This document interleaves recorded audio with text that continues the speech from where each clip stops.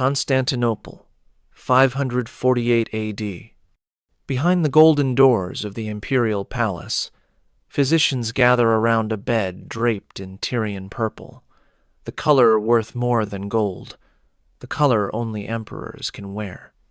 The woman dying in that bed once performed naked on stage while geese pecked grain from between her legs. Now she wears a crown that rules half the known world. Empress Theodora opens her eyes one last time. Her husband Justinian weeps beside her, the most powerful man on earth reduced to a grieving spouse. The courtiers bow their heads, the priests chant prayers. But the servants who dress her, who clean her chambers, who know what happens when the palace doors close, they exchange glances. They know secrets that would destroy an empire if spoken aloud. Because Theodora of Constantinople lived 3 completely different lives. The public saw a pious empress who built churches and protected women. The court knew a political mastermind who ordered thousands massacred without blinking. But the servants, the spies, the midnight visitors to her private chambers, they knew something else entirely. This is the story of how a bear-keeper's daughter who performed unspeakable acts in Constantinople's brothels became the most powerful woman in Byzantine history. How she changed laws specifically so she could marry an emperor. How she maintained a secret network of lovers while married to the most watched man in the empire. And how she managed to die a saint in the Orthodox Church despite living a life that would make modern scandal look tame. The servants, preparing her body for burial, notice marks on her skin that shouldn't exist on a faithful wife. They find items hidden in her chamber that confirm rumors whispered for decades. They discover correspondence that reveals appetites Procopius, the court historian, called inhuman. But they say nothing, because even dead, Theodora remains the most dangerous woman in Constantinople. What you're about to hear comes from 3 sources. First, the official histories that paint Theodora as a reformed sinner, turned righteous empress.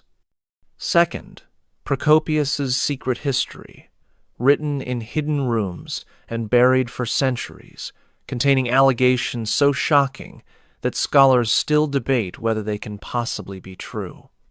And third, archaeological evidence from the palace itself, recently uncovered, that suggests the secret history might have understated the reality. Fair warning, this isn't just another story of ancient scandal.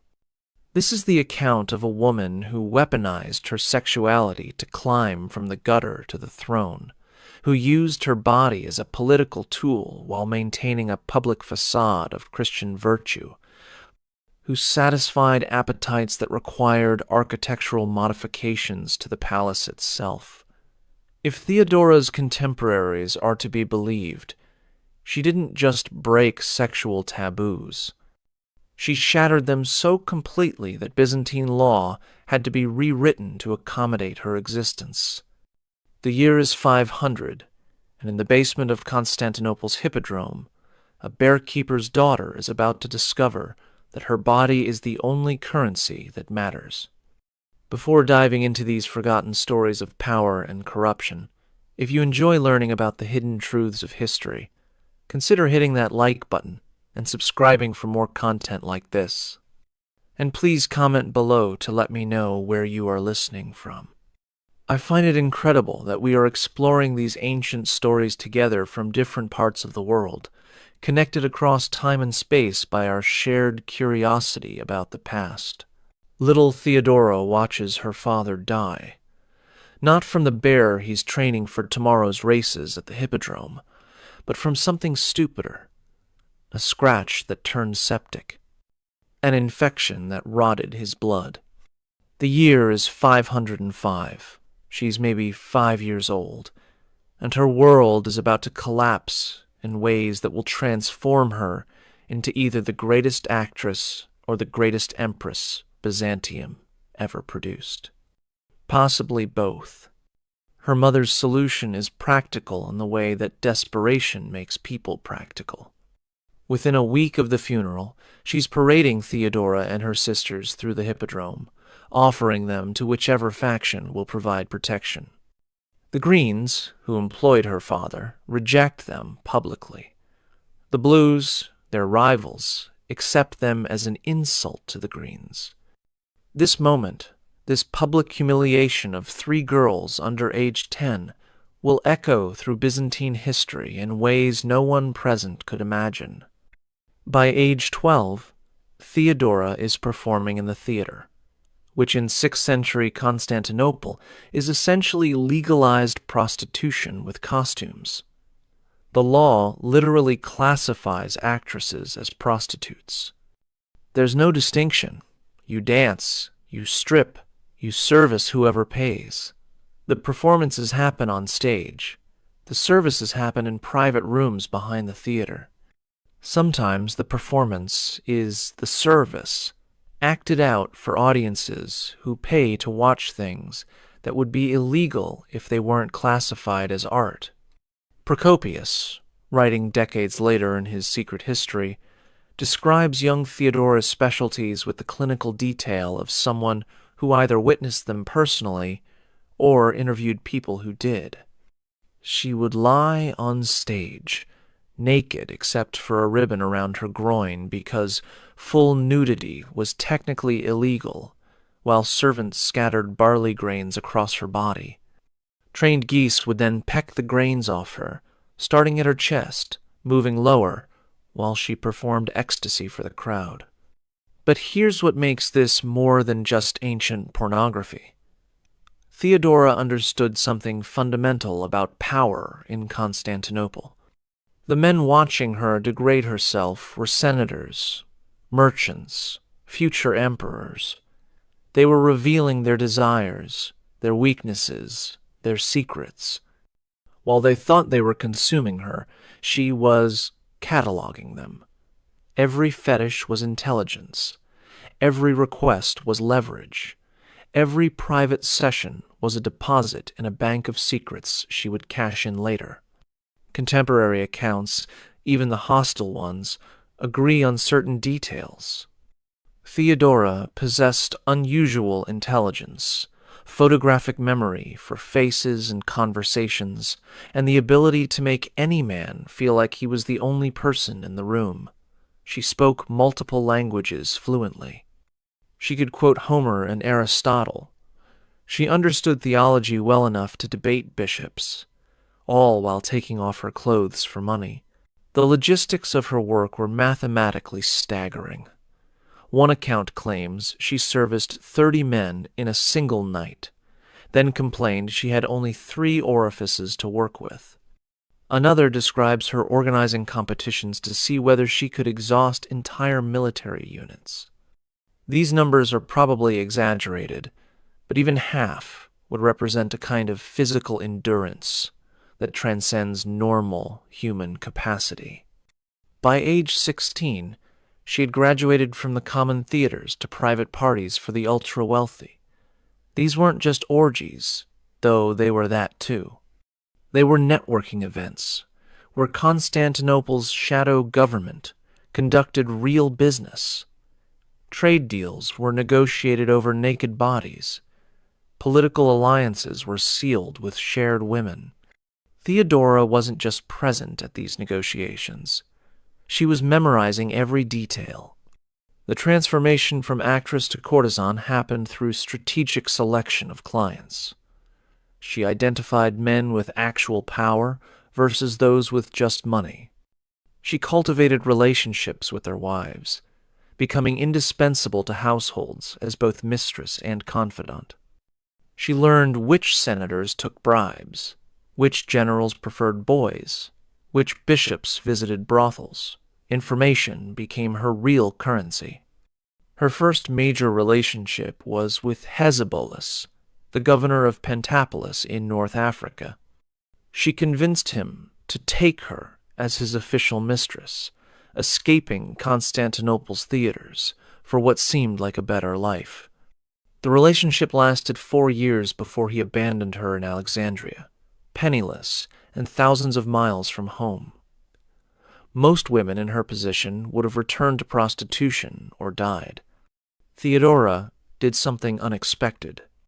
She spent a year in Alexandria studying with Christian theologians, not because she found religion, but because she recognized that Christianity was becoming the empire's dominant power structure.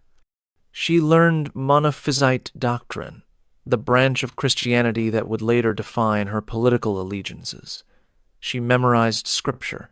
She cultivated relationships with powerful bishops. She transformed herself from fallen woman to repentant sinner, a narrative that would prove invaluable later. The return journey to Constantinople took her through Antioch, where she may have met Justinian for the first time, though accounts differ. What's certain is that by 522, she was back in Constantinople, no longer performing in theaters but maintaining herself through a suspicious combination of wool spinning and strategic relationships with powerful men. The wool spinning was a euphemism. Everyone knew it, but it provided the veneer of respectability she needed for her next move. Something had changed in Theodora during her travels. The woman who returned to Constantinople wasn't the same girl who had left with Hesebolas. She had seen the empire's power structures from the inside. She understood that sex was just one form of currency in a complex economy of influence. She had developed a long-term plan that would have seemed insane if anyone had known about it. She was going to marry into the imperial family. Justinian first saw Theodora at a gathering he shouldn't have attended in a house he shouldn't have known existed. The year was 522. He was 40 years old, the adopted son of Emperor Justin, celibate by reputation, obsessed with theology and law. She was 22, officially a wool spinner, unofficially still the most dangerous woman in Constantinople. What happened in that room changed the course of Western civilization, though accounts differ on whether it was love at first sight or the most calculated seduction in history. The meeting wasn't accidental. Theodora had been orchestrating it for months through intermediaries who owed her favors from her theater days. She knew Justinian's routines, his interests, his weaknesses. She knew he stayed up all night reading theological treatises. She knew he had never taken a wife or even a known mistress. She knew he was brilliant, ambitious, and completely inexperienced with women like her. The standard narrative says Justinian fell instantly in love, but Procopius offers a different version. He claims Theodora used what he calls pharmakia, which could mean drugs, magic, or simply techniques learned in brothels that could make any man obsessed. She would have known exactly how to present herself, intelligent enough to discuss theology, vulnerable enough to trigger his protective instincts, beautiful enough to overwhelm his celibate defenses. Within weeks, Justinian was visiting her constantly. Within months, he was talking about marriage. This created a crisis that nearly toppled the government.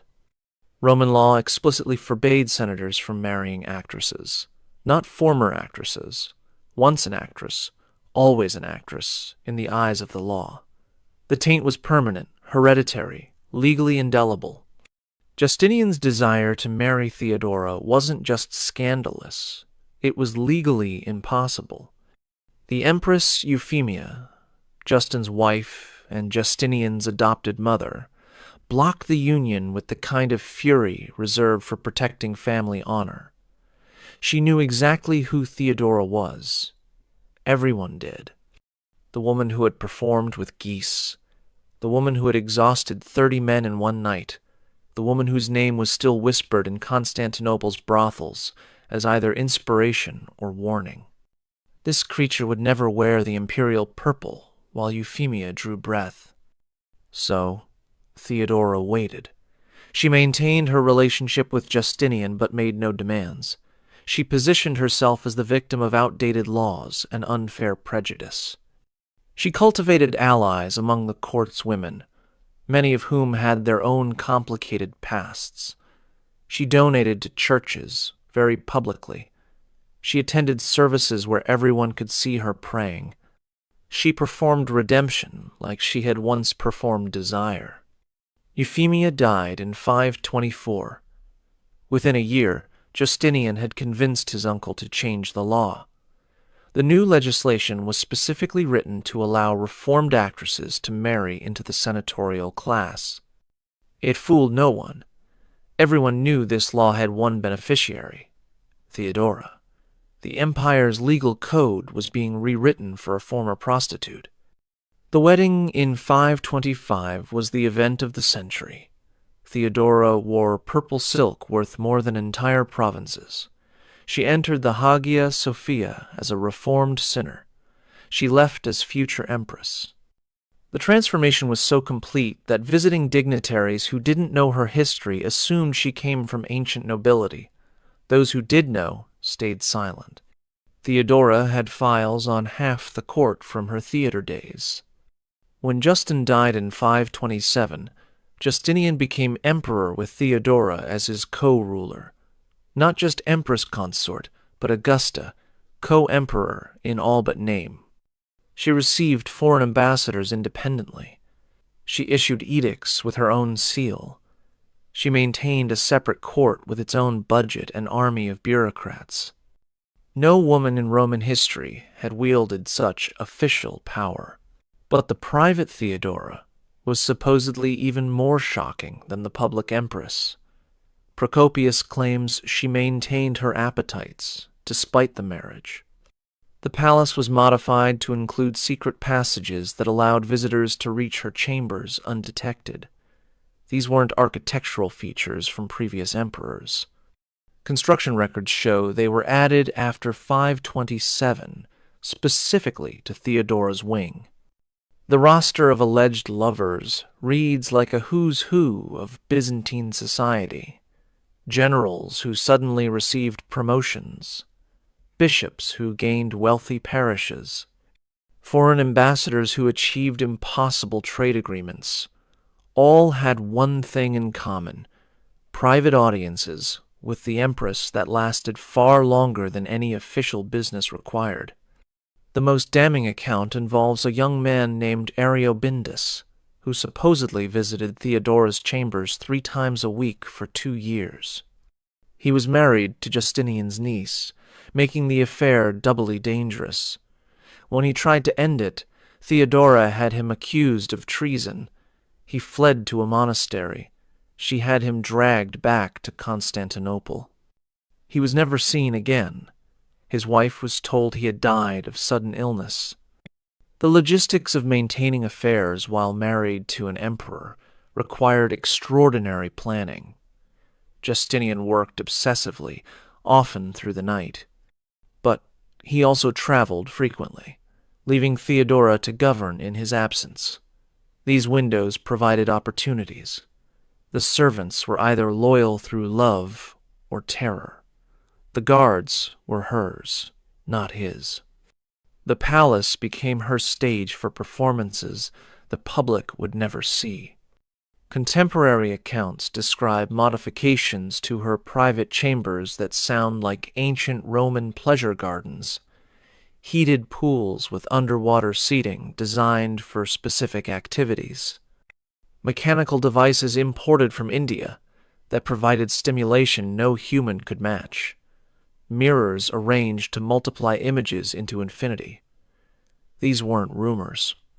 The archaeological record shows unusual plumbing and structural supports in what were Theodora's rooms. The question historians struggle with is consent. How many of these encounters were actually affairs versus coerced performances by men who couldn't refuse an empress?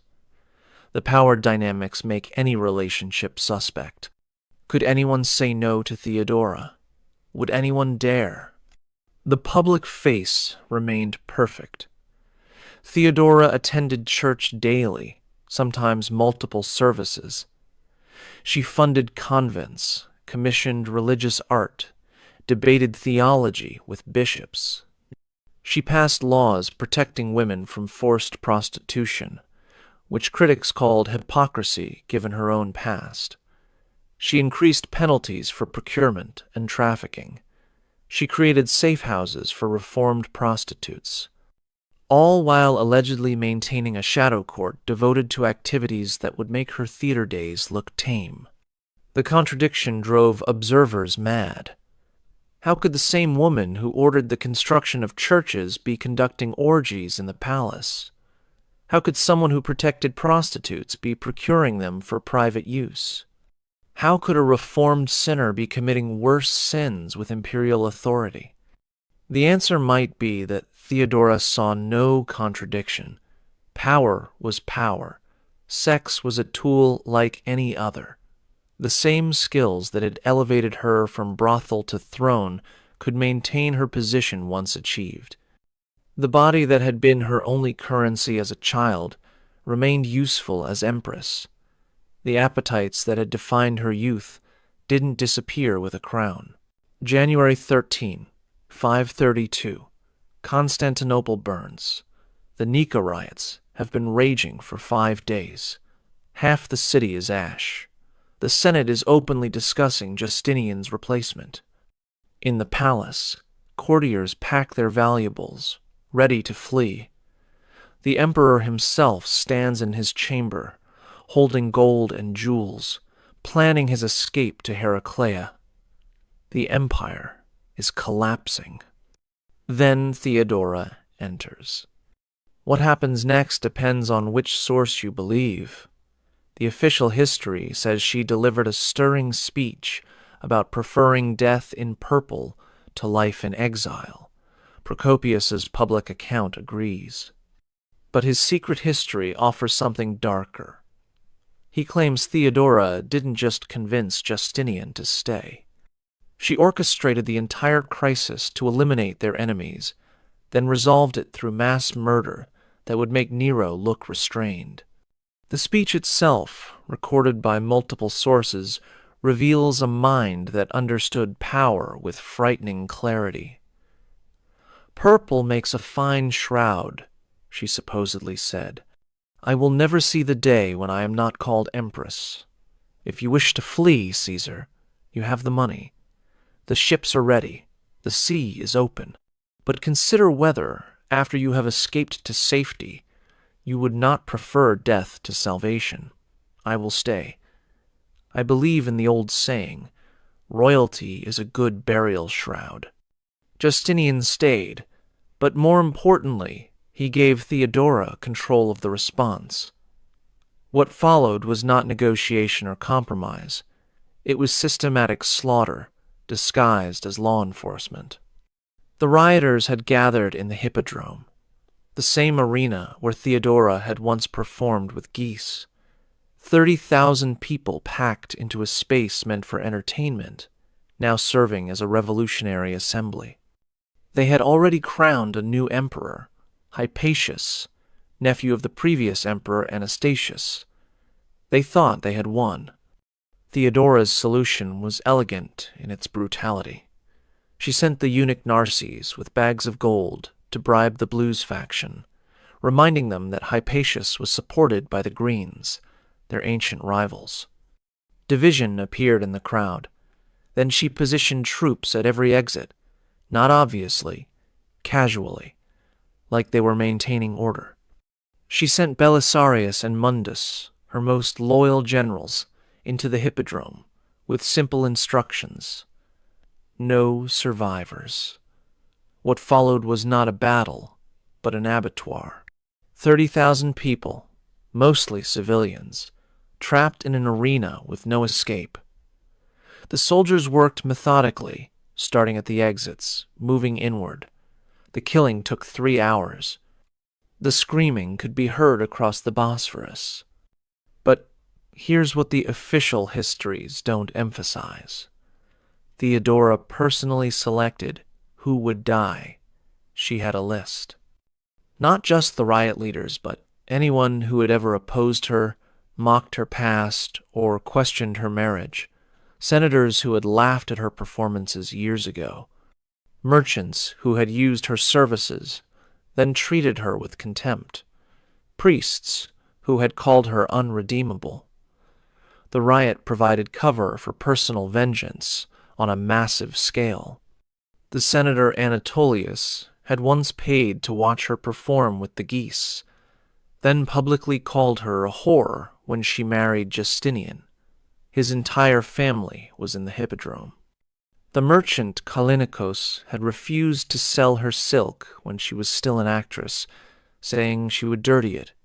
He died trying to climb the arena walls. The priest, John, had preached that her marriage was invalid in God's eyes. He was found, days later, crushed under bodies. The aftermath revealed Theodora's true genius. She didn't just eliminate enemies. She redistributed their wealth to create new allies. Property seized from the dead funded massive building projects, including the new Hagia Sophia. Positions vacated by massacre were filled with her supporters. The reformed prostitutes she protected were given businesses confiscated from riot victims.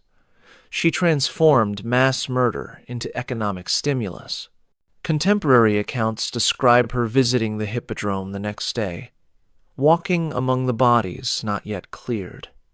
She supposedly identified corpses of men who had used her services years ago, pointing them out to servants, describing in detail what they had requested, what they had paid, how they had treated her. This one liked to be strangled while he finished, she allegedly said over one senator's body. Now he knows how it feels. The psychological impact on Constantinople was permanent. The population understood that Theodora would murder 30,000 people rather than give up power. More terrifying, she would enjoy it. The woman they had watched degrade herself for coins now commanded life and death absolutely. The transformation was complete and horrifying. But Theodora's revenge went beyond simple killing. She instituted new laws that seemed progressive but actually served her vendetta.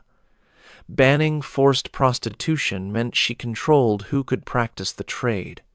Creating safe houses for reformed actresses meant she knew where every potential rival was located.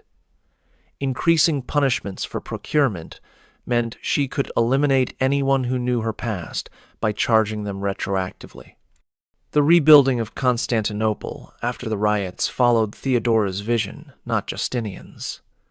The new city was designed to prevent future gatherings. Wide boulevards that troops could control. Public spaces with multiple exits to prevent trapping crowds.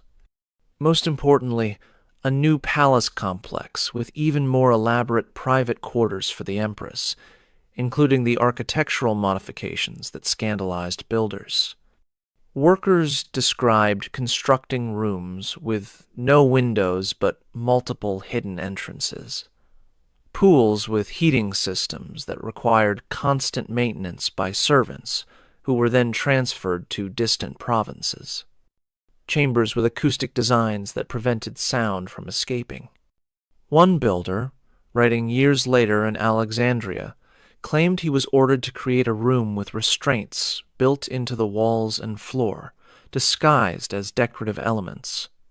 The question of Justinian's knowledge haunts historians.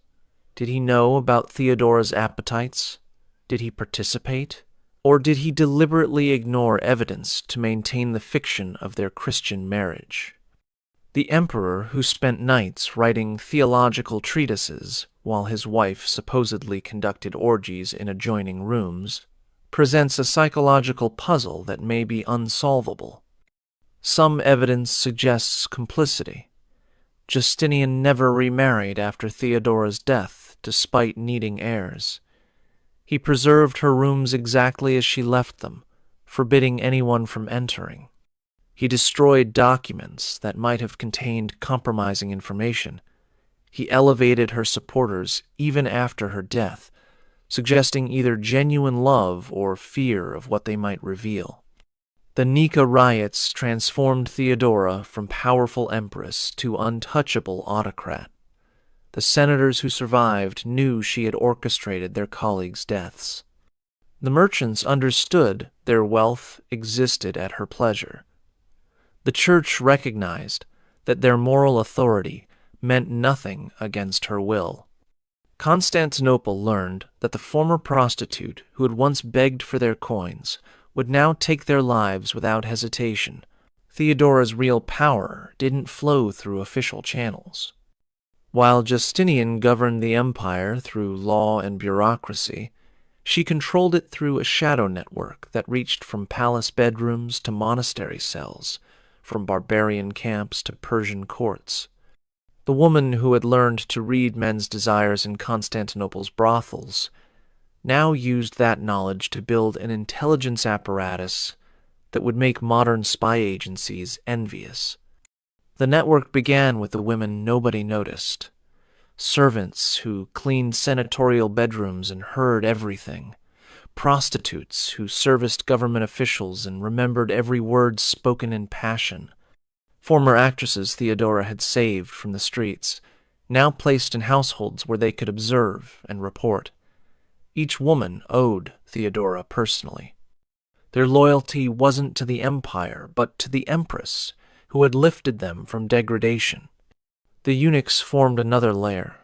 Castrated men occupied a unique position in Byzantine society, trusted with women because they couldn't seduce them, but dismissed by men as not fully male. Theodora cultivated them systematically. Narses, her chief eunuch, commanded armies. Scholasticus controlled the palace purse. Each eunuch in her network managed dozens of informants, creating cells that couldn't be fully exposed, even if discovered. The intelligence gathered was intensely personal. Senator Strategios preferred very young girls, information Theodora used to supply him with carefully selected options, who reported every preference and pillow confession. Bishop Severus had a weakness for Syrian wine that loosened his tongue about church politics. General Bouzes talked in his sleep, revealing military plans to the courtesan Theodora had placed in his bed. The blackmail material was catalogued with bureaucratic precision.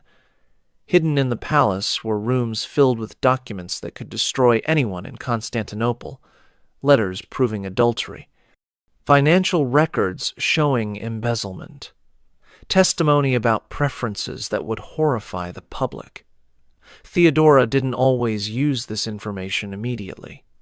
Sometimes she held it for years, waiting for the perfect moment.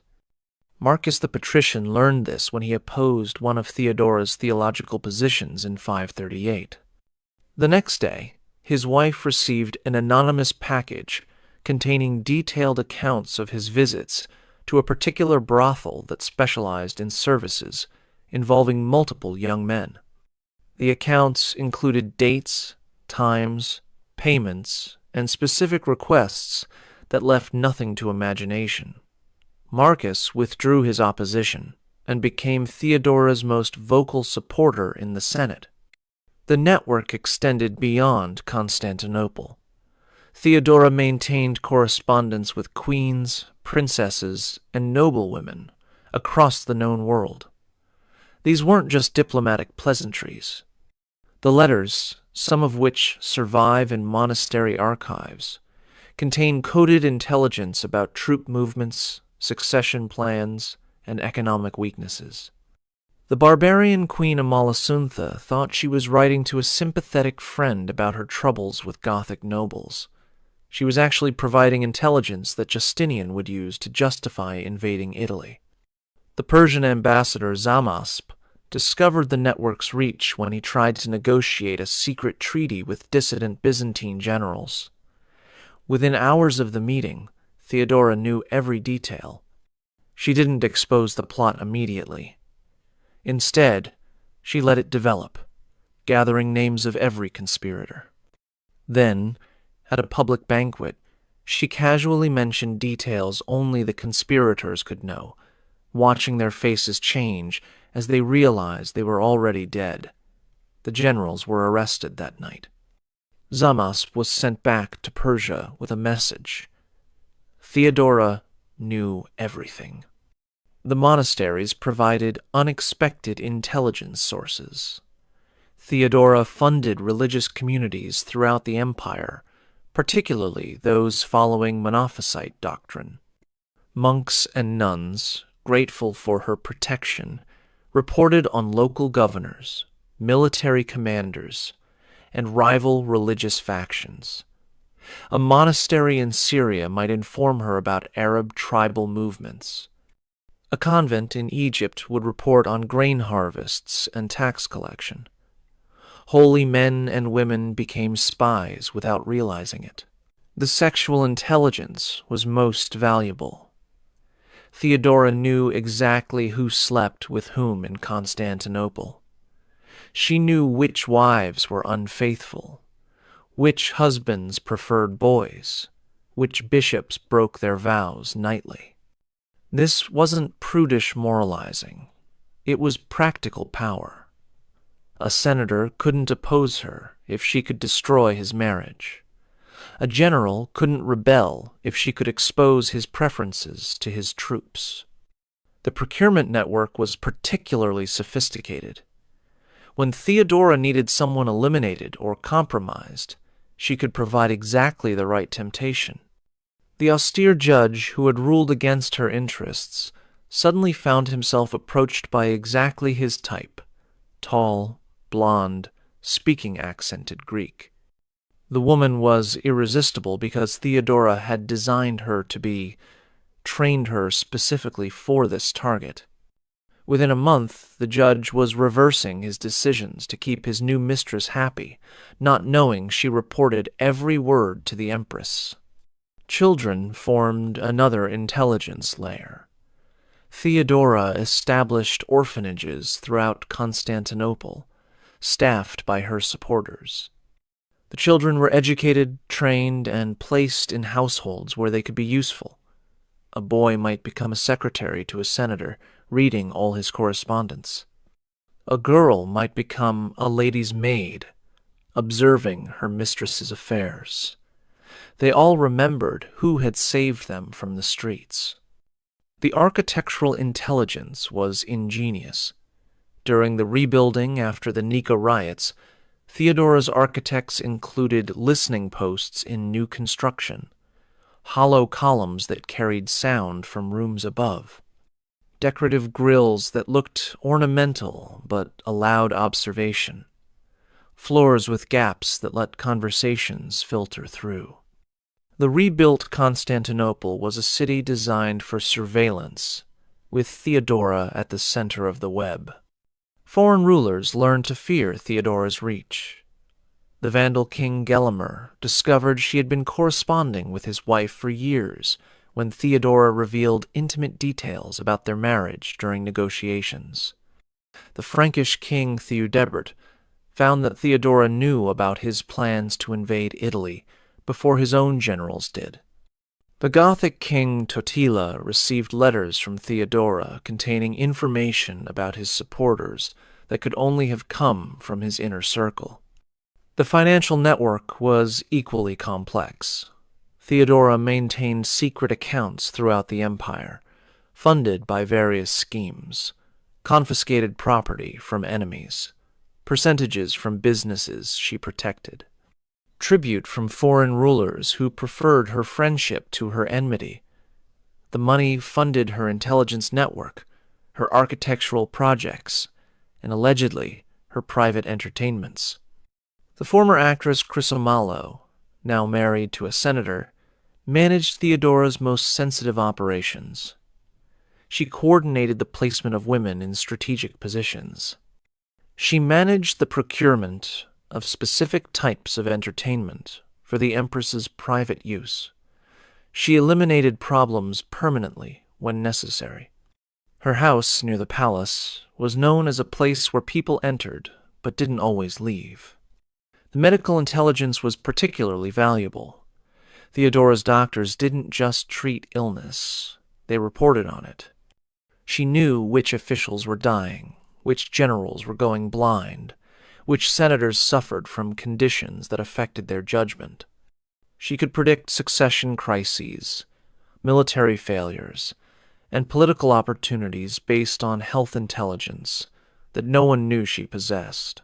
The architectural modifications to Theodora's wing of the palace began immediately after the Nika riots. Officially, they were restoration after fire damage. Actually, they were the physical manifestation of appetites that required specialized infrastructure. The builders were brought from Syria and Egypt, men who didn't speak Greek and couldn't gossip in Constantinople's markets. When construction finished, they were reassigned to frontier fortifications where life expectancy was measured in months. The plans, partially recovered from monastery archives where they were hidden after Theodora's death, show innovations that wouldn't appear in European architecture for another 1,000 years. Hypocaust, heating systems that maintained specific temperatures in different rooms, hydraulic mechanisms that could raise and lower platforms, acoustic engineering that could either amplify or completely muffle sound. These weren't standard palace improvements. The main chamber, which servants privately called the Purple Room, was 60 feet long and 40 feet wide. The ceiling was domed, covered in mirrors of polished silver that created infinite reflections. The floor was heated marble with channels underneath for warm water, maintaining a temperature that made clothing uncomfortable even in winter. The walls contained hidden compartments that could be opened by pressing specific decorative elements, revealing implements that servants would retrieve and clean after each use. The pool complex defied standard Roman bathing architecture. 7 connected pools, each maintained at different temperatures, with underwater seating carved to support bodies in specific positions. The deepest pool had mechanisms that created artificial currents. Servants who maintained these pools were selected for their inability to speak, either naturally mute or surgically silenced. The private theater was perhaps most revealing. It could seat 30 people on cushioned platforms arranged in a circle around a central performance space. Hidden passages allowed performers to enter from multiple directions. The lighting system used hundreds of oil lamps that could be adjusted to create specific moods. A mechanism in the floor could raise a bed from below.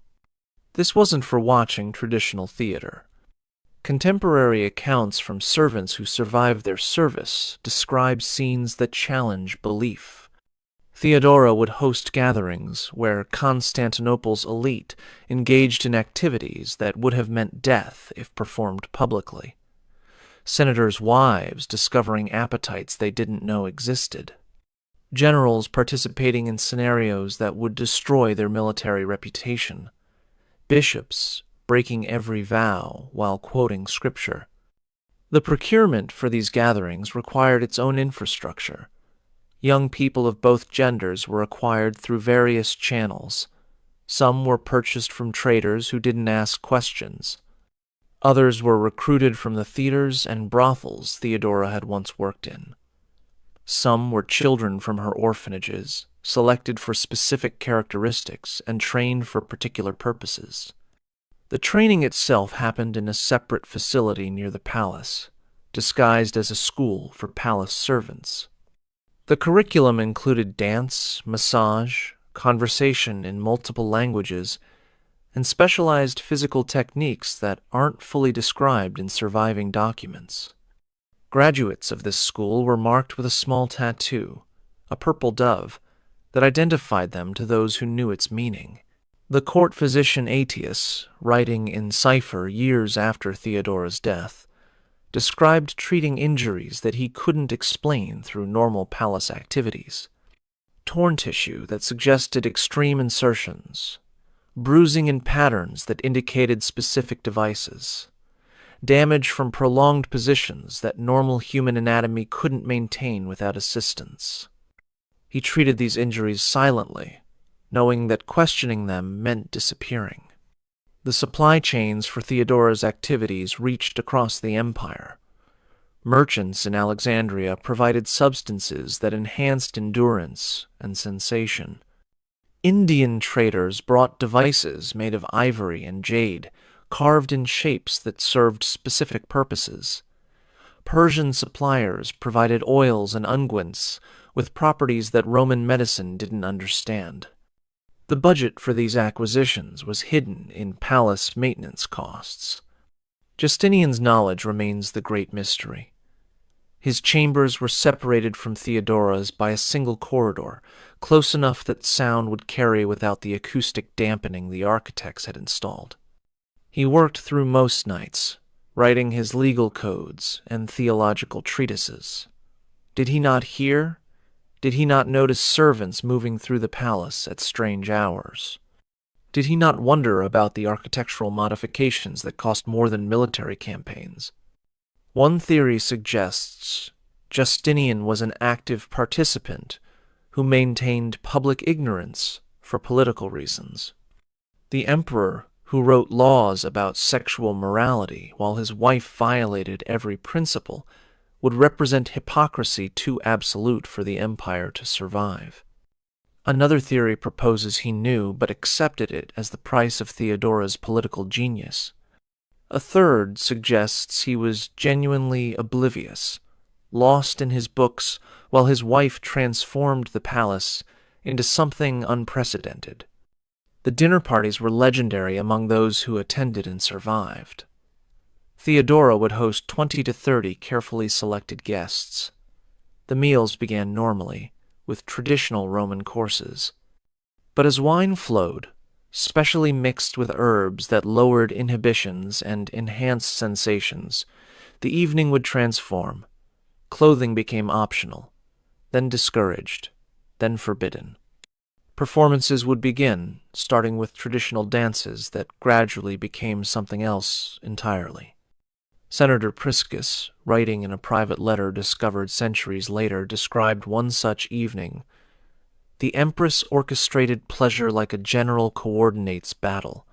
Every person knew their role. Every sensation was planned. Every combination was deliberate.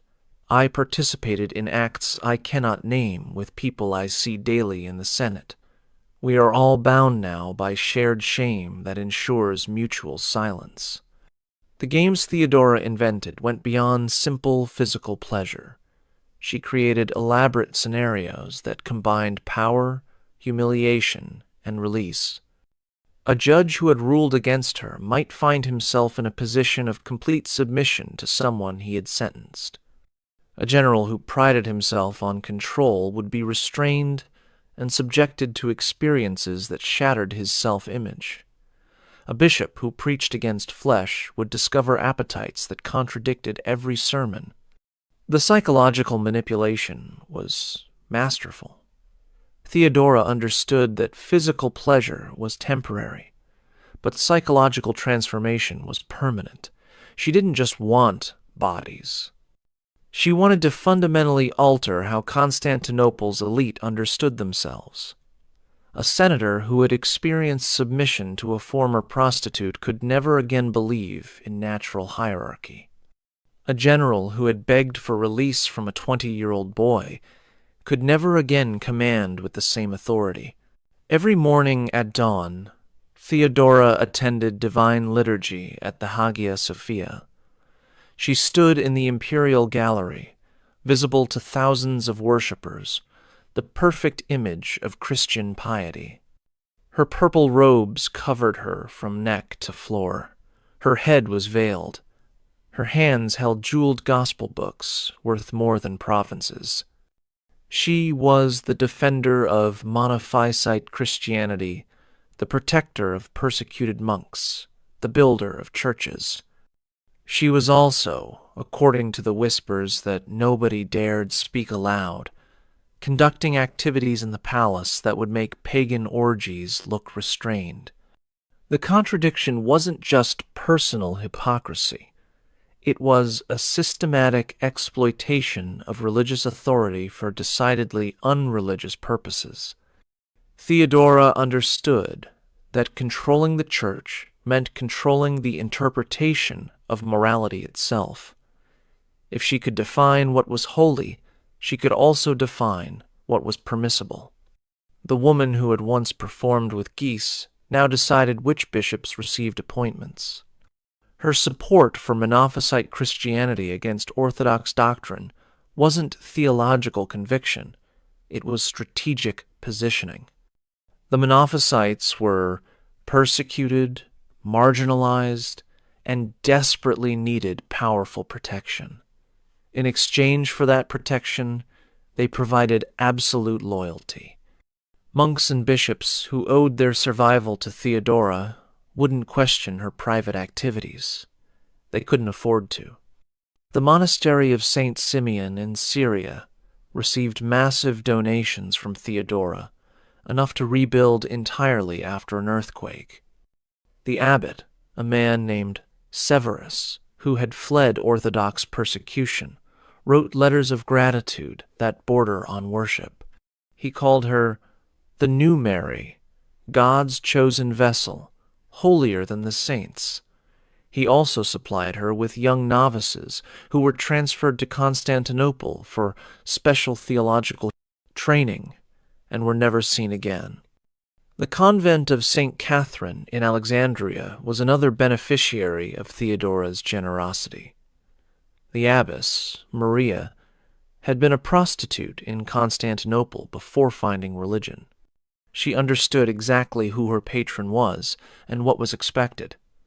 When Theodora requested pure vessels for holy work, Maria knew to send her most beautiful young nuns, girls who had joined the convent to escape poverty and were about to discover that God's service took unusual forms.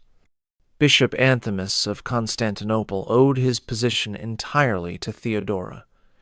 She had elevated him from obscurity despite his questionable theology and even more questionable personal life.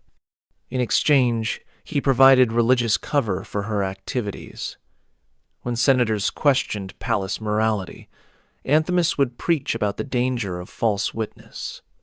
When rumors spread about the empress's appetites, he would condemn gossiping as a mortal sin.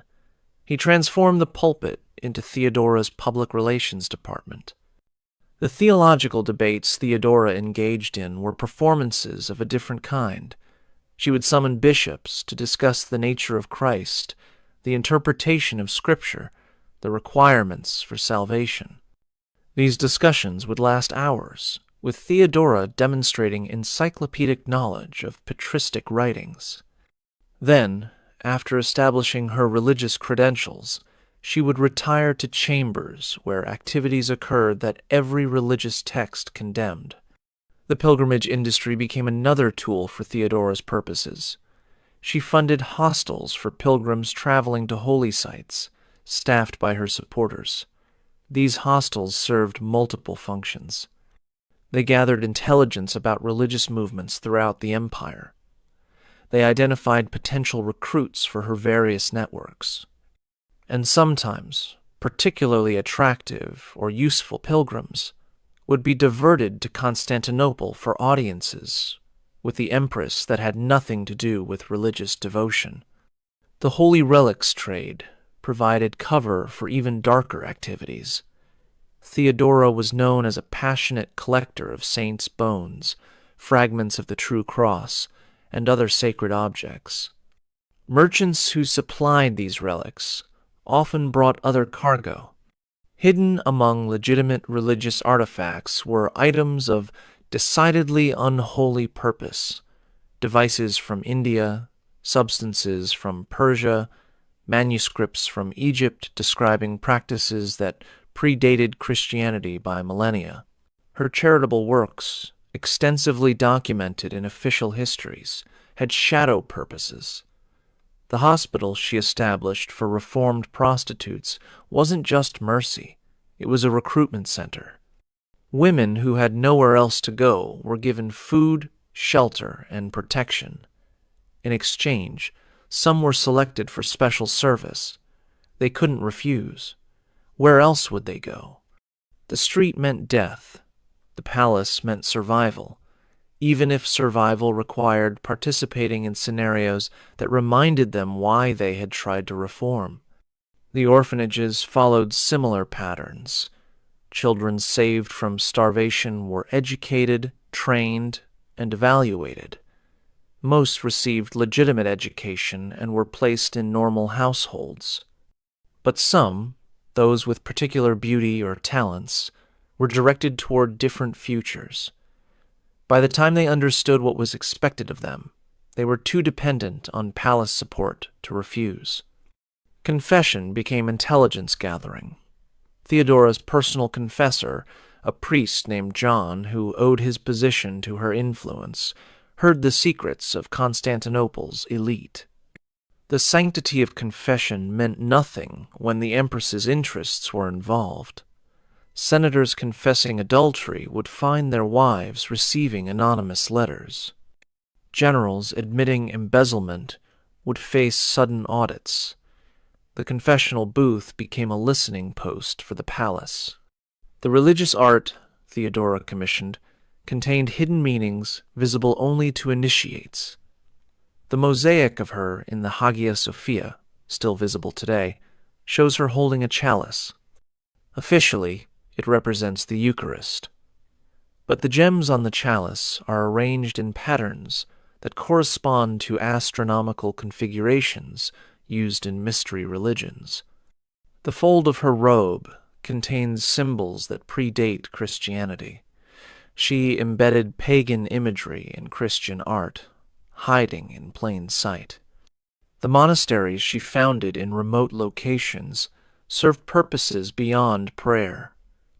The monastery at Bithynia, accessible only by a single mountain path, was where problems disappeared. People who knew too much, who had seen too much, who had participated in too much, would be sent there for spiritual contemplation. They never returned. The monks maintained strict silence about their permanent residence. Her theological writings, praised by contemporary scholars for their sophistication, contained coded messages when read with the right knowledge. Passages about the unity of divine nature could also be read as instructions for unifying physical bodies in specific configurations. Discussions of spiritual ecstasy described techniques that had nothing to do with prayer. She wrote religious texts that were simultaneously sex manuals, hiding forbidden knowledge in holy words. The feast days she established followed patterns that make sense only when understanding her true purposes. She created celebrations that required night vigils, when darkness provided cover for activities. She instituted fasts that required specific dietary restrictions that, coincidentally, enhanced physical sensitivity. She scheduled religious festivals that brought specific types of people to Constantinople at convenient times. Not everyone who entered Theodora's private world left it alive. The empress, who had risen from brothel to throne, understood that some secrets were too dangerous to trust to blackmail or bribes. Some people had to disappear completely. The methods she employed combined Byzantine sophistication with brothel pragmatism, creating an elimination system that left no traces, no martyrs, and no questions. The architect Anthemius of Tralles designed more than the Hagia Sophia's revolutionary dome. He created rooms in the palace with special properties, chambers where the air could be slowly replaced with other gases, pools with hidden currents that could exhaust even strong swimmers, floors with mechanisms that could open into shafts leading to underground rivers. He built execution chambers that looked like pleasure rooms, where death could arrive in the midst of ecstasy. Senator Photius discovered this when he tried to blackmail Theodora with evidence of her continued activities. He had somehow acquired documents, possibly from a servant, that detailed specific gatherings and participants. He made the mistake of requesting a private audience to discuss matters of mutual interest. Theodora agreed immediately. The meeting took place in one of her reception rooms, beautifully appointed with silk cushions and Syrian wine. Photius presented his evidence, confident he was about to become very wealthy. Theodora listened calmly, even seemed amused. She offered him wine, which he accepted. She suggested they discuss terms in more comfortable surroundings. He followed her to an inner chamber, already calculating his demands. The wine contained a paralytic derived from Indian plants, slow-acting but irreversible. As Photius negotiated, his extremities began to tingle. By the time he realized something was wrong, he couldn't move his legs. Theodora continued talking as if nothing was happening, discussing payment schedules while he gradually lost all motor function. When he could only move his eyes, she explained his situation. He would be listed as having left Constantinople on urgent business. His family would receive letters in his handwriting, forged by palace scribes, explaining extended absence. Meanwhile, he would remain in a special wing of the palace, paralyzed but conscious, kept alive by servants who couldn't speak, watching through windows as life continued without him. He lived another 3 years in that state, fully aware but unable to communicate, before finally dying of what appeared to be natural causes. The actress Macedonia had been Theodora's rival in their theater days, competing for the same wealthy patrons. She made the error of arriving in Constantinople years later, thinking old rivalries were forgotten. She was welcomed warmly, invited to a private dinner to reminisce about old times. She left that dinner changed. Theodora had surgeons who could perform modifications that weren't immediately visible but profoundly altered experience. Macedonia discovered over following weeks that she could no longer experience physical pleasure of any kind. Nerve pathways had been severed with precision that left her functional but sensationless. She lived another 20 years, unable to feel touch, taste, or sexual sensation, a particularly cruel fate for someone who had lived through her body.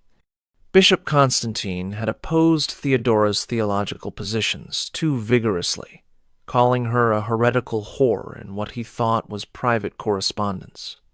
He was invited to the palace for theological debate. During the discussion, he was offered refreshments. The next morning, he woke to discover his voice destroyed, not gone, but altered to a high, ridiculous squeak that made his sermons sound like comedy. Physicians could find no cause. He spent his remaining years unable to preach without audiences laughing. The merchant Sabbatius had supplied young slaves to the palace for years before developing conscience or greed. He threatened to reveal his dealings unless payments increased dramatically. He received an invitation to discuss new arrangements. He arrived at the palace but never left. His body was never found. His family was told he had sailed for India on sudden business. His wealth was gradually transferred to them through intermediaries, keeping them comfortable and quiet. The elimination methods weren't always physical. Theodora perfected techniques for destroying minds while leaving bodies intact. Senator Eugenius opposed her policies once too often. He began experiencing visions, horrifying hallucinations that physicians couldn't explain. Unknown to him, servants were adding substances to his food that caused progressive neurological damage. Within a year, he was completely insane, seeing demons everywhere, unable to distinguish reality from nightmare. His ravings about Theodora's evil were dismissed as madness. The network of elimination extended beyond Constantinople. Governors who discovered too much died of sudden illnesses. Generals who questioned orders suffered accidents. Foreign ambassadors who saw what they shouldn't vanished during travels. Each death looked natural, accidental, or at least unconnected to the palace. Theodora had physicians who could simulate any disease, engineers who could arrange any accident, and assassins who could reach anyone. The female victims often faced specialized fates.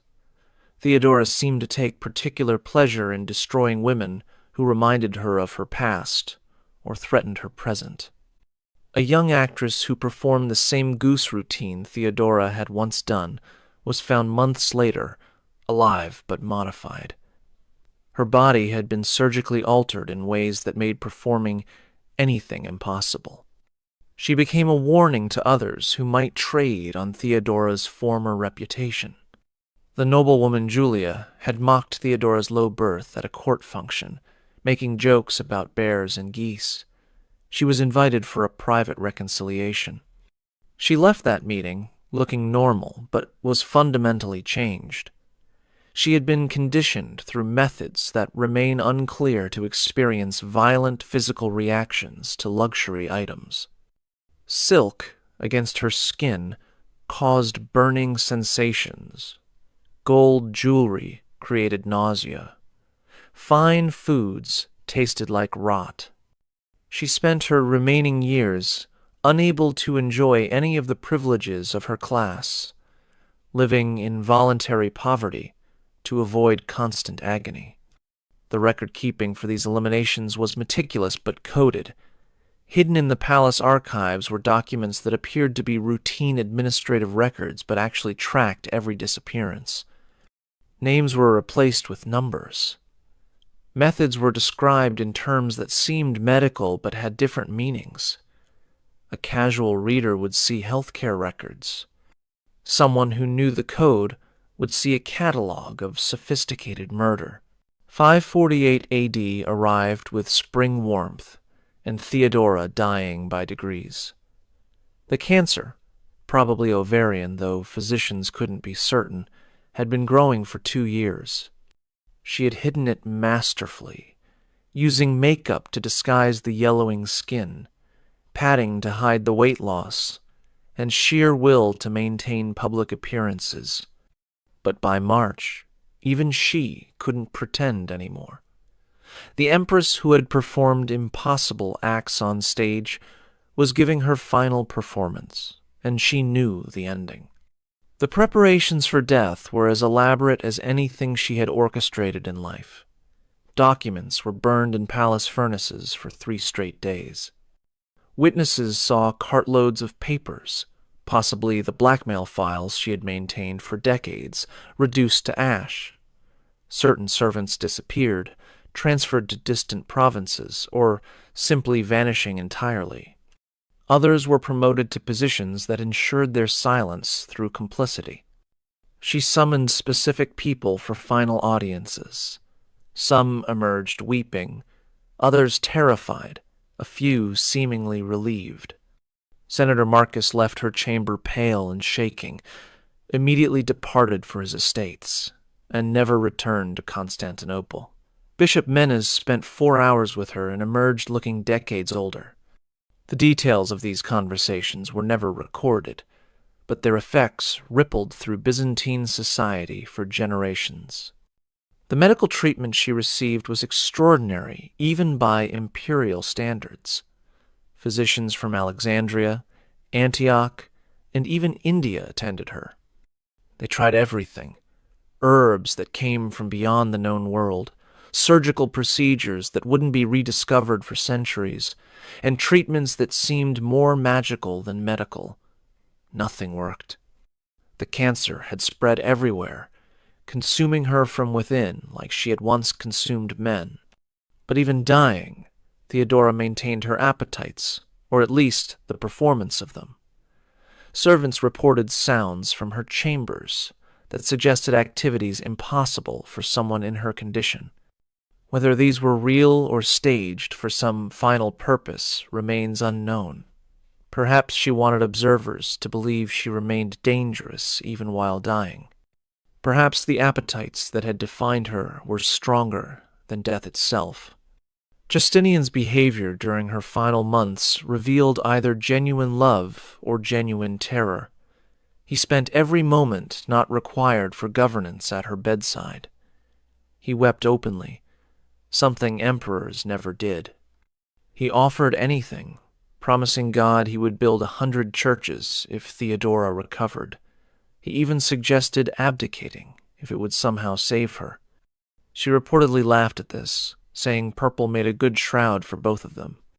The deathbed confession that everyone expected never came. Priests attended her constantly, offering opportunities for final repentance. She confessed nothing beyond standard sins. No mention of the geese, the orgies, the eliminations, the networks of corruption and flesh she had maintained. She performed Christianity perfectly to the end, receiving last rites with apparent devotion, calling on Christ and the Virgin, dying as purely as any saint. June 28th, the end came. But even this was orchestrated. She chose to die at dawn, as purple light entered through windows she had positioned specifically for this moment.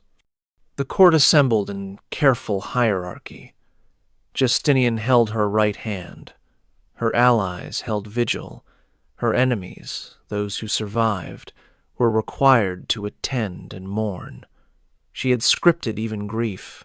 The last words, reported by multiple sources though they differ in detail, were either "I regret nothing" or "purple is sufficient." Both sound like her. Both were probably true. She closed her eyes as the sun rose fully, purple light giving way to gold, the transformation complete.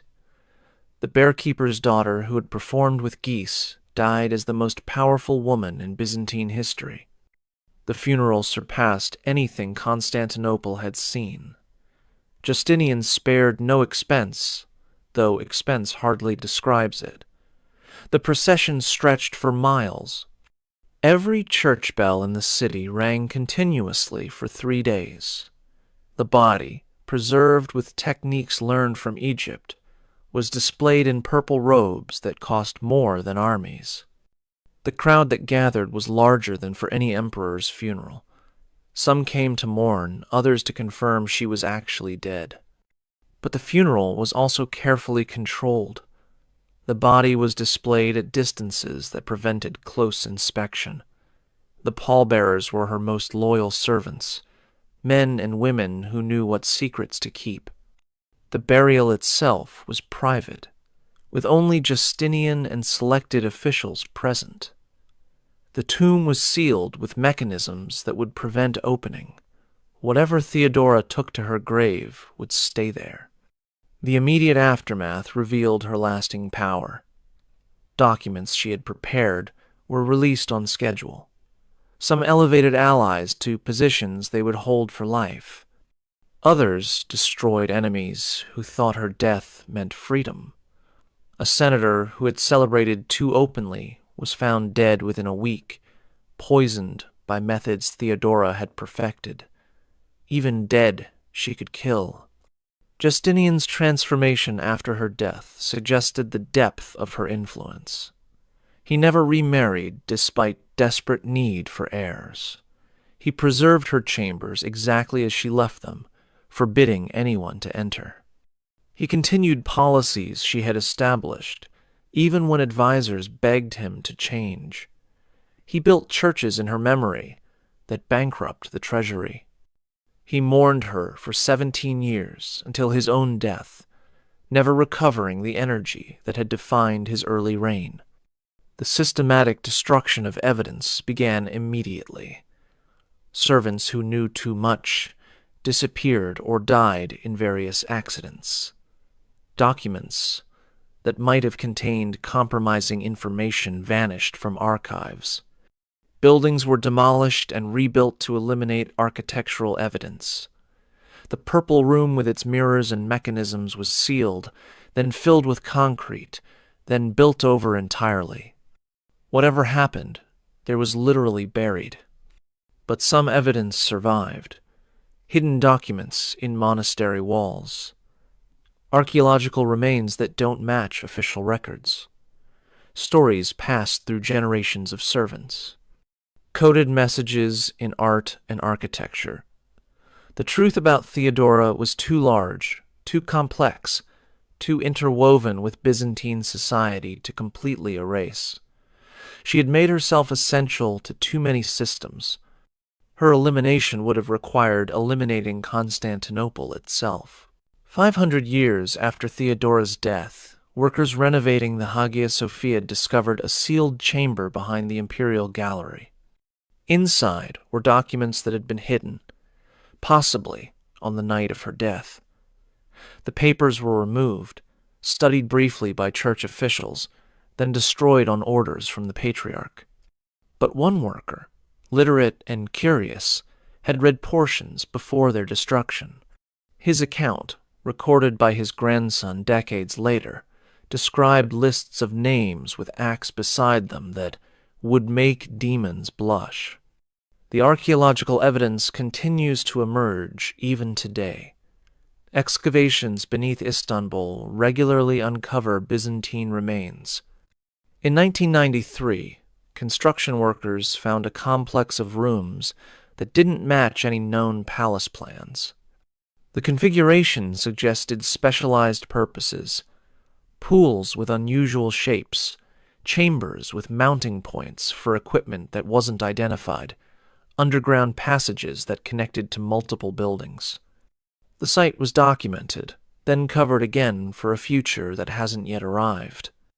Modern forensic analysis of surviving Byzantine skeletons reveals patterns that historians struggle to explain. Multiple female skeletons from the palace area show signs of repeated trauma consistent with extended restraint. Male skeletons from the same period display damage suggesting prolonged positions that normal anatomy wouldn't voluntarily maintain. These remains tell stories that written records tried to silence. The artistic legacy is equally revealing. Byzantine mosaics from Theodora's period contain imagery that seems standard until examined closely. Figures in backgrounds engaged in acts that become visible only at certain angles.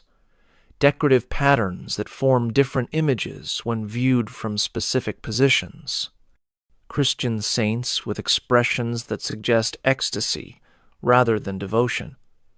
The artists were encoding what they couldn't openly depict. Procopius's secret history itself raises questions that may never be answered. If even half of what he wrote was true, Theodora was history's most successful sexual predator, using imperial power to satisfy appetites that required architectural modification to accommodate. If it was all lies, why did no contemporary dispute it? Why did Justinian never refute accusations that painted his beloved wife as a monster? Why did the Byzantine establishment accept the text's existence without challenge? The medical texts from the period contain descriptions that support some of Procopius's claims. Physicians describe treating injuries they attribute to palace activities without elaboration. They reference substances imported for imperial use that had no medical purpose. They document physical modifications performed on healthy individuals for reasons they don't explain. The medical evidence suggests something was happening that required professional treatment. The financial records reveal enormous expenditures that official histories can't explain. Money spent on construction that produced no visible buildings. Payments to merchants who supposedly supplied common goods at extraordinary prices. Salaries for servants whose duties were never specified. The economics of Theodora's reign include a shadow budget that funded something requiring massive resources. The religious implications remain debated. How did a woman living the life Procopius describes maintain support from religious leaders?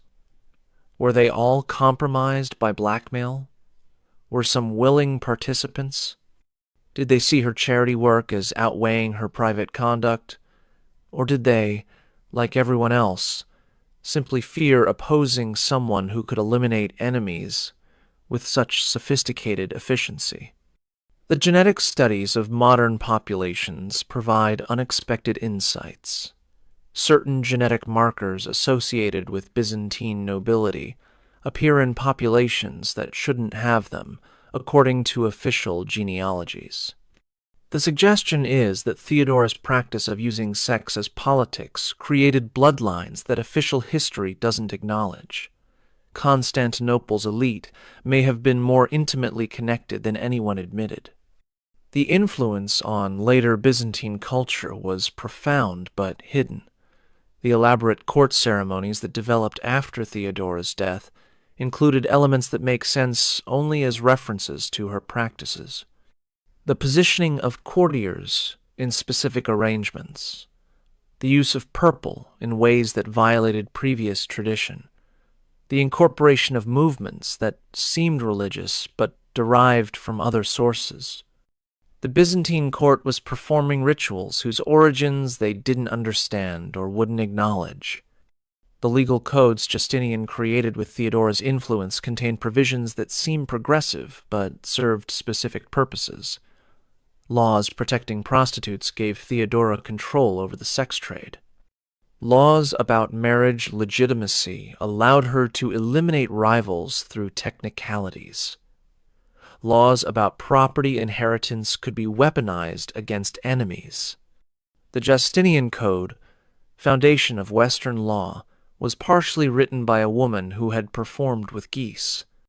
The architectural influence extended beyond Constantinople.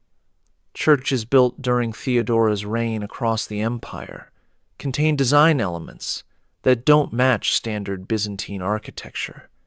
Hidden rooms that serve no religious purpose, passages that connected to buildings that no longer exist, decorative elements that become obscene when shadows fall at certain angles. Theodora left her mark in stone across 3 continents. The woman in the purple shroud was buried with ceremonies that proclaimed her a saint, but the servants who prepared her body knew better. They saw the marks that shouldn't exist on a faithful wife's skin. They found the items hidden in her chambers that confirmed decades of rumors. They discovered the documents that revealed appetites even Procopius hadn't imagined. But they said nothing, because even dead, Theodora remained the most dangerous woman in Constantinople. History has tried for 1,500 years to categorize Theodora, saint or sinner, reformer or despot, faithful wife or insatiable predator. The truth is that she was all of these simultaneously, a human contradiction that expanded the definition of what a single person could be. She was the bear-keeper's daughter who became empress, the prostitute who became saint, the performer who directed the empire, the woman who transformed her body from commodity to weapon to throne. The facts that can be verified are remarkable enough. She rose from the absolute bottom of Byzantine society to its peak. She changed laws, specifically to enable her marriage. She saved Justinian's throne during the Nika riots. She influenced legal codes that still shape Western law. She built churches that still stand. She protected women while allegedly exploiting them. She promoted religious tolerance while practicing intolerance. She was simultaneously the most powerful and most notorious woman of her age. The allegations, if true, reveal something darker. A woman who used systematic sexual predation as a tool of governance, who maintained networks of procurement and blackmail that touched every level of society, who modified the palace to accommodate appetites that required architectural support, who eliminated threats with methods that suggested deep understanding of human psychology and physiology, who performed Christianity publicly while practicing something ancient and forbidden privately. But perhaps the most disturbing possibility is that everything was performance, that the girl who learned to fake ecstasy for paying audiences never stopped performing, that every appetite was calculated for effect, that every scandal was strategic, that she created a persona so overwhelming that no one could see the real person beneath, that the greatest actress of the Byzantine stage played a role for 40 years without ever breaking character. Modern Istanbul has built over most of Byzantine Constantinople. The palace is gone, its secrets buried beneath centuries of construction. The documents that might have revealed truth were destroyed by people with interests in maintaining mystery. The witnesses are 15 centuries dead. What remains are fragments, architectural anomalies, medical descriptions, financial records, and Procopius's allegations that seem too extreme to be true but too specific to be complete fiction. Theodora won in the end. She died in purple, as she had promised. She was buried as empress, not actress. She is remembered as saint by the Orthodox Church that would have condemned her lifestyle. Her mosaic in the Hagia Sophia shows her as she wanted to be seen, regal, pure, holding the chalice of Christ. The bearkeeper's daughter who performed with geese achieved the ultimate transformation. But the servants knew. The workers who found the sealed chambers knew. The physicians who treated inexplicable injuries knew. The architects who built impossible rooms knew. The merchants who supplied unnameable items knew. The senators who attended certain gatherings knew. The bishops who owed their positions to her protection knew. They all knew, and they all stayed silent, because Theodora had taught Constantinople that silence was survival. The purple shroud that covered her body was worth more than most kingdoms. It was the same color as the bruises she had once displayed on stage, performing suffering for coins. The same color as the birthmarks that identified her in the brothels. The same color as the dye that stained her fingers when she tried legitimate work. Purple had been the color of her degradation, and she made it the color of her triumph. She didn't just wear purple, she became it. Justinian never recovered from her death. He ruled 17 more years, but as a shadow of himself. He built churches obsessively, as if architecture could resurrect her. He preserved her chambers like a shrine, though what he was venerating remains unclear. He never remarried, though the empire needed heirs. He died calling her name, reaching for someone who had been gone nearly 2 decades. Whatever she had been to him, it was irreplaceable. The empire never saw another Theodora. Later empresses were either too pure to be effective, or too corrupt to maintain power. None achieved her balance of public virtue and private vice, political genius and personal degradation, Christian charity and pagan appetite. She had been unique, unrepeatable, a convergence of circumstances that created something history couldn't classify or replicate. The final accounting is impossible. How many died for her pleasure? How many lived in her debt? How many bloodlines carry her genetic legacy through unacknowledged liaisons? How many buildings contain her architectural secrets? How many laws reflect her influence? How many saints owed their canonization to her protection? The questions multiply infinitely, like the mirrors in her purple room.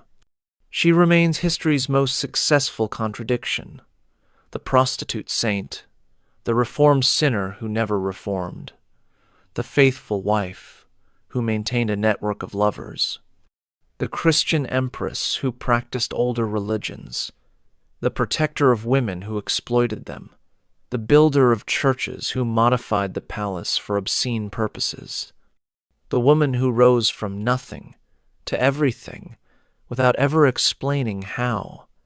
Every biographer who attempts to capture Theodora discovers what the servants who prepared her body learned. There were multiple Theodoras, layered like Russian dolls, each containing another version that contradicted the last. The actress contained the prostitute. The prostitute contained the empress. The empress contained the saint. The saint contained something that predated Christianity, older and hungrier than anything Rome had imagined. The purple light that filled her death chamber that final morning wasn't just dawn. It was the color she had conquered, worn, become. She had taken the symbol of imperial power and made it inseparable from her story. Every emperor after her wore purple that carried her memory. Every ceremony that used purple invoked her ghost. Every piece of purple silk traded in Byzantine markets whispered her name. She died as she had lived, performing, calculating, overwhelming, and never, ever apologizing. The bear-keeper's daughter, who had discovered that her body was currency, had purchased an empire with it. The actress who had learned to fake pleasure had given an emperor genuine happiness. The prostitute who had serviced 30 men in a night had transformed into a saint venerated by millions. History would remember her as Justinian's wife, as if that was her primary identity. But Theodora was never primarily anyone's anything. She was herself, unprecedented and unrepeatable, a force that bent reality around her will until purple itself meant Theodora more than emperor. She had won a game no one else knew was being played, by rules she wrote as she went, for stakes that included the memory of civilization itself. If this glimpse into history's hidden darkness has left you wanting to uncover more buried truths, I've prepared another journey into the shadows of the past that you won't want to miss. Click on the video appearing on your screen now to discover another shocking chapter that history tried to erase. And if you found this exploration as compelling as I did, hit that subscribe button so we can continue peeling back the layers of history together. These forgotten voices deserve to be heard, and there are so many more stories waiting to be told.